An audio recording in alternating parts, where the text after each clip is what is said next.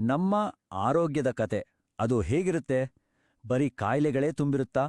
ಅಥವಾ ಆ ಕತೆಯ ಅಂತ್ಯವನ್ನ ನಾವೇ ಬದಲಾಯಿಸ್ಬೋದಾ?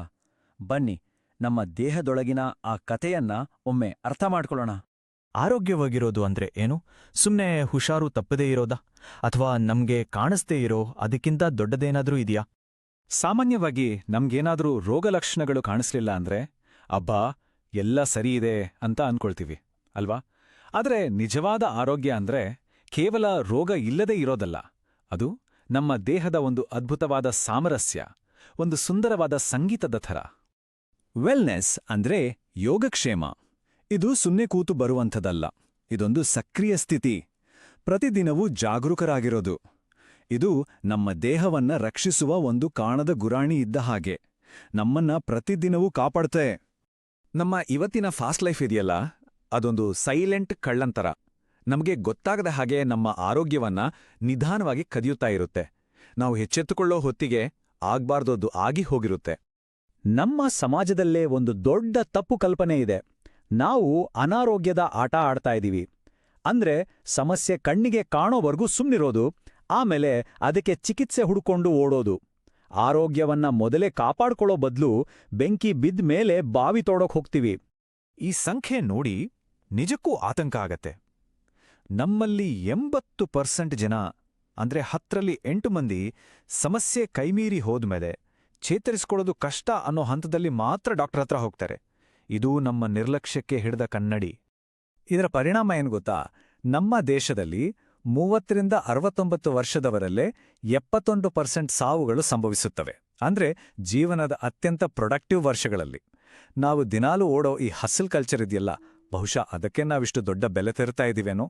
ಹಾಗಾದ್ರೆ ಯೋಚನೆ ಮಾಡಿ, ನಾವು ತೆಗೆದುಕೊಳ್ಳೋ ಪ್ರತಿಯೊಂದು ಸಣ್ಣ ನಿರ್ಧಾರ, ನಮ್ಮ ಊಟ, ನಮ್ಮ ನಿದ್ದೆ, ನಮ್ಮ ಟೆನ್ಷನ್, ಇವೆಲ್ಲವೂ ನಮ್ಮ ದೇಹದ ಸಹಜ ರಕ್ಷಣಾ ವ್ಯವಸ್ಥೆಯನ್ನ ದಿನೇ ದಿನೇ ಸವಸ್ತಾ ಇದೆ. ಅದರ ಶಕ್ತಿಯನ್ನ ಕಡಿಮೆ ಮಾಡ್ತಾ ಇದೆ. ನೋಡಿ, ನಮ್ಮ ದೇಹ ಒಂದೇ ದಿನದಲ್ಲಿ ಆರೋಗ್ಯದಿಂದ ಕಾಯಿಲೆಗೆ ಜಿಗಿಯಲ್ಲ. ಅದು ತುಂಬಾ ನಿಧಾನವಾದ ಪಯಣ. ದೇಹ ಮೊದಲು ಪಿಸುಗುಟ್ಟುತ್ತೆ, ಸಣ್ಣ ಸಣ್ಣ ಸಿಗ್ನಲ್ ಕೊಡುತ್ತೆ. ನಾವು ಅದನ್ನ ಕಡೆಗಣಿಸಿದಾಗ ಅದು ಕಿರ್ಚೋಕೆ ಶುರು ಮಾಡುತ್ತೆ. ನಮ್ಮ ದೇಹದ ಕುಸಿತದ ಟೈಮ್ಲೈನ್ ಹೇಗಿರುತ್ತೆ ಅಂದ್ರೆ, ಆಕ್ಸಿಜನ್ ಕೊರತೆ ಆದ್ರೆ ನಿಮಿಷಗಳಲ್ಲೇ ಅಪಾಯ. ಆದ್ರೆ ಫೈಟೋನ್ಯೂಟ್ರಿಯೆಂಟ್ಸ್ ತರಹದ ಸಣ್ಣ ಪೋಷಕಾಂಶಗಳ ಕೊರತೆಯ ಪರಿಣಾಮ ದಶಕಗಳ ನಂತರ ಪಾರ್ಶ್ವವಾಯು ಅಥವಾ ಬೇರೆ ಯಾವುದೋ ದೊಡ್ಡ ಕಾಯಿಲೆಯ ರೂಪದಲ್ಲಿ ಹೊರಬರುತ್ತೆ. ಸಣ್ಣ ಸಣ್ಣ ಗ್ಯಾಪ್ಗಳು ಮುಂದೆ ದೊಡ್ಡ ಅನಾಹುತಗಳನ್ನೇ ಸೃಷ್ಟಿಸುತ್ತವೆ. ಮೊದಲ ಹಂತದಲ್ಲಿ ನಮ್ಮ ದೇಹ ಇದೆಯಲ್ಲ, ಅದೊಂದು ಅದ್ಭುತ ಹೋರಾಟಗಾರ. ಗಂಟೆಗಟ್ಲೆ ಕೆಲ್ಸ, ಸರಿಯಾಗಿ ನಿದ್ದೆ ಇಲ್ಲದಿರೋದು, ಸಿಕ್ಕಿದ್ದನ್ನು ತಿನ್ನೋದು, ಈ ಎಲ್ಲಾ ಒತ್ತಡಗಳಿಗೂ ಅದು ಹೇಗೋ ಹೊಂದ್ಕೊಳ್ತೆ. ಈ ಹಂತದಲ್ಲಿ ನಮಗೇನನ್ಸುತ್ತೆ? ಎಲ್ಲ ಸರಿಯಿದೆ, ನನಗೇನೂ ಆಗಲ್ಲ ಅಂತ. ಆಮೇಲೆ ಅದು ಬಂಡಾಯ ಏಳುತ್ತೆ. ಇದನ್ನ ಡಿಸ್ಅಡಾಪ್ಟೇಷನ್ ಅಂತ ಅಂತಾರೆ. ಇಲ್ಲಿ ದೇಹದ ಸಹನೆ ಮುಗಿದೋಗಿರುತ್ತೆ. ಅದು ಸುಮ್ನಿರಲ್ಲ.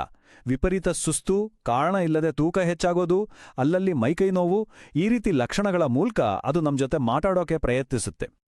ಕೊನೆಗೆ 3ನೇ ಹಂತದಲ್ಲಿ ದೇಹ ನಮ್ಮ ಮಾತನ್ನೇ ಕೇಳಲ್ಲ. ಅದು ಸಾಕಾರಿಸೋದನ್ನ ನಿಲ್ಸತ್ತೆ. ಆಗ ಇನ್ಸುಲಿನ್ ರೆಸಿಸ್ಟೆನ್ಸ್, PCOS, ಥೈರಾಯ್ಡ್ ಸಮಸ್ಯೆಗಳಂತಹ ಹಾರ್ಮೋನಲ್ ಇಂಬ್ಯಾಲೆನ್ಸ್ ಸ್ಪಷ್ಟವಾಗಿ ಕಾಣಿಸ್ಕೊಳ್ಳುತ್ತೆ. ಇದು ದೊಡ್ಡ ಕಾಯಿಲೆ ಬರೋದಕ್ಕಿಂತ ಮುಂಚಿನ ಲಾಸ್ಟ್ ವಾರ್ನಿಂಗ್ ಬೆಲ್. ಒಂದು ವಿಷಯವನ್ನ ನಾವೆಲ್ಲರೂ ಸ್ಪಷ್ಟವಾಗಿ ಅರ್ಥ ಮಾಡ್ಕೊಳ್ಬೇಕು. ಯಾವುದೇ ರೋಗ ಅದು ಹಠಾತ್ತಾಗಿ ಒಂದೇ ದಿನ ಬರುವಂಥದ್ದಲ್ಲ. ಅದು ವರ್ಷಗಳ ಕಾಲ ನಮ್ಮ ದೇಹದೊಳಗೆ ನಡೆದ ಒಂದು ಮೌನ ಕುಸಿತದ ಕೊನೆಯ ಹಂತ ಅಷ್ಟೇ. ಸರಿ, ಇಷ್ಟೊತ್ತು ನಾವು ಸಮಸ್ಯೆಯ ಬಗ್ಗೆ ಮಾತಾಡ್ದ್ವಿ. ಈಗ ಪರಿಹಾರದ ಕಡೆ ನೋಡೋಣ. ನಮ್ಮ ಆರೋಗ್ಯ ಕಥೆಯ ನಿಜವಾದ ಹೀರೋ ನಮ್ಮ ದೇಹದ ಒಳಗೆ ಇದ್ದಾನೆ. ಹೌದು, ಆ ಹೀರೋ ಬೇರೆ ಯಾರೂ ಅಲ್ಲ, ನಮ್ಮ ಇಮ್ಯೂನ್ ಸಿಸ್ಟಮ್, ಅಂದ್ರೆ ರೋಗ ನಿರೋಧಕ ವ್ಯವಸ್ಥೆ. ನಮ್ಮ ದೇಹವನ್ನ ರಕ್ಷಿಸುವ, ಸರಿಪಡಿಸುವ ಮತ್ತು ಕಂಟ್ರೋಲ್ ಮಾಡುವ ನಮ್ಮೊಳಗಿನ ಒಬ್ಬ ಅದ್ಭುತ ಡಾಕ್ಟರ್ ಮತ್ತು ಗಾರ್ಡ್. ಇವತ್ತು ನಾವು ನೋಡೋ ಹೆಚ್ಚಿನ ಕಾಯಿಲೆಗಳು ನಮ್ಮ ಈ ರಕ್ಷಕನ ಬ್ಯಾಲೆನ್ಸ್ ತಪ್ಪಿರೋದರ ಕಥೆನೆ. ಅದು ಓವರ್ ಆಕ್ಟಿವ್ ಆದ್ರೆ ಅಲರ್ಜಿ, ಆಸ್ತಮಾದಂಥ ಸಮಸ್ಯೆಗಳು. ಅದೇ ಸೈಲೆಂಟ್ ಆದ್ರೆ ಇನ್ಫೆಕ್ಷನ್ಗಳು, ಕ್ಯಾನ್ಸರ್ನಂಥ ದೊಡ್ಡ ತೊಂದರೆಗಳು ಬಾಗ್ಲು ತಟ್ತವೆ. ಎಲ್ಲವೂ ಬ್ಯಾಲೆನ್ಸ್ನ ಆಟ. ಇದನ್ನ ಹೀಗೆ ಯೋಚನೆ ಮಾಡ್ಬೋದು. ಒಂದು ಬಿಲ್ಡಿಂಗ್ ಕಟ್ಟೋಕೆ ಬರೀ ಇಟ್ಟಿಗೆ, ಸಿಮೆಂಟ್ ಕೊಟ್ರೆ ಸಾಕಾ? ಇಲ್ಲ ಅಲ್ವಾ?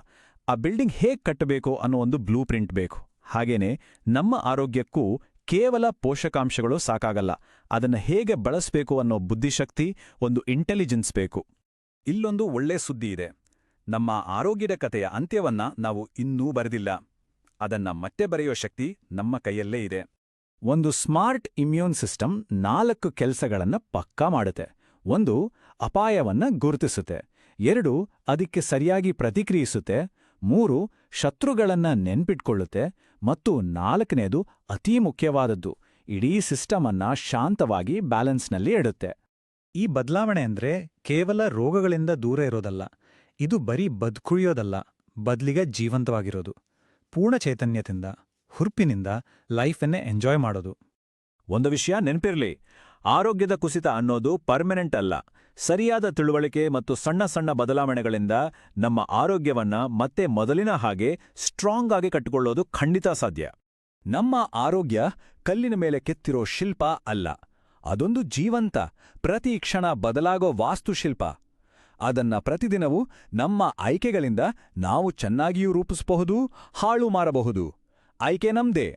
ಈ ಪಯಣದಲ್ಲಿ ಇನ್ನಷ್ಟು ತಿಳಿದುಕೊಳ್ಳೋಕೆ ಅಥವಾ ಸಪೋರ್ಟ್ ಬೇಕು ಅಂದ್ರೆ ವೆಲ್ನೆಸ್ ಫಾರ್ ಲೈಫ್ ಅಕಾಡೆಮಿಯನ್ನ ಸಂಪರ್ಕಿಸಬಹುದು. ಅವರ ಧ್ಯೇಯವಾಕ್ಯ ಹೇಳುವ ಹಾಗೆ, ಮನಸ್ಸುಗಳು ಸೇರುವಲ್ಲಿ ಅರ್ಥಗಳು ಗುಣಿಸಲ್ಪಡುತ್ತವೆ ಮತ್ತು ಬೆಳವಣಿಗೆ ಪರಸ್ಪರವಾಗುತ್ತದೆ. ನಮ್ಮ ಆರೋಗ್ಯದ ಕಥೆಯನ್ನ ಹೊಸದಾಗಿ ಬರೆಯೋಕೆ ಇದು ಮೊದಲ ಹೆಜ್ಜೆಯಾಗಬಹುದು.